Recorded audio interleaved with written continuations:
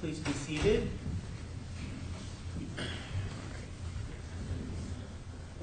This is the time set for the matter of Randy Videen et al. Versus Sunburst Farms Irrigation District et al.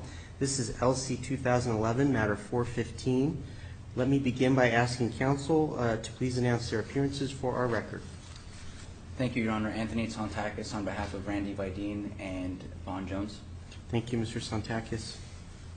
Thank you, Your Honor. Robert Lynch, and with me Todd Dillard, my associate for the defendants. Thank you, gentlemen, and good afternoon.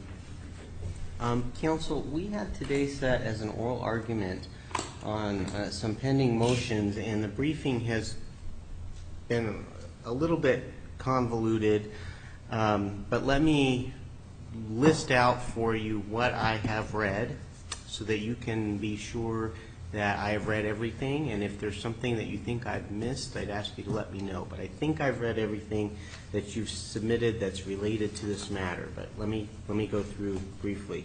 The first would be the complaint, which included the application for order to show cause that was filed by the plaintiffs in this matter. Then I read defendant's response to the petition and the verified answer and counterclaim. Then I received plaintiff's reply to defendant's response that included a motion to dismiss the counterclaim. And then we got defendant's motion to dismiss, plaintiff's reply to defendant's response. I've read plaintiff's response to defendant's motion to dismiss, plaintiff's reply.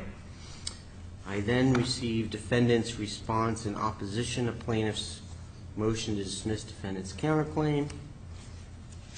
Plaintiff's reply to defendant's response in opposition to plaintiff's motion to dismiss defendant's counterclaim, which came with the declaration of Mr. Sontakis.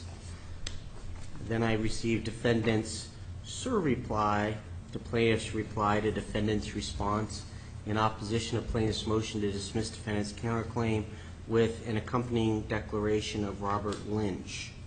So those are the pleadings that I've reviewed in preparation for today and other briefs. If I've missed anything, gentlemen, I'd ask you to let me know, but I think I covered it. Anything I missed that you are aware of? No? Okay. No, Your Honor. All right, very good then.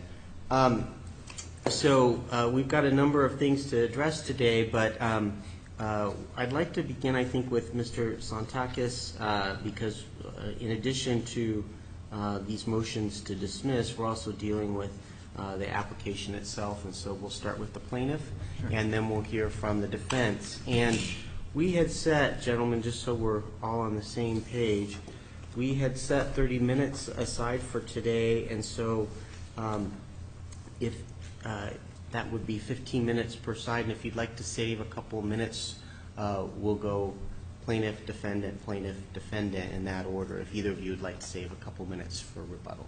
Sure. Mr. Sontakis? Thank you, Your Honor. Sure.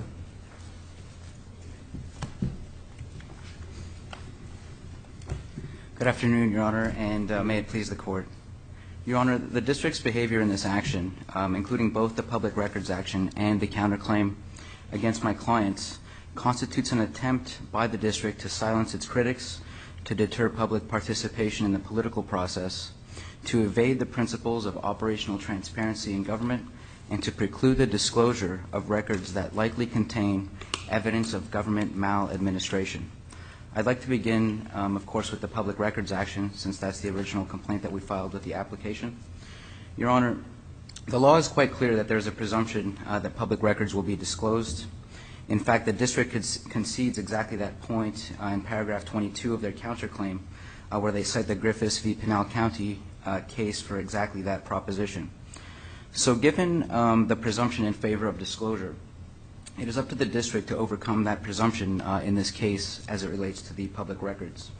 In fact, the Phoenix News, Inc. v. Ellis case, which is cited in our briefs, held that because the presumption is disclosure, the burden is on the custodian of records to demonstrate a specific harm for each individual record requested.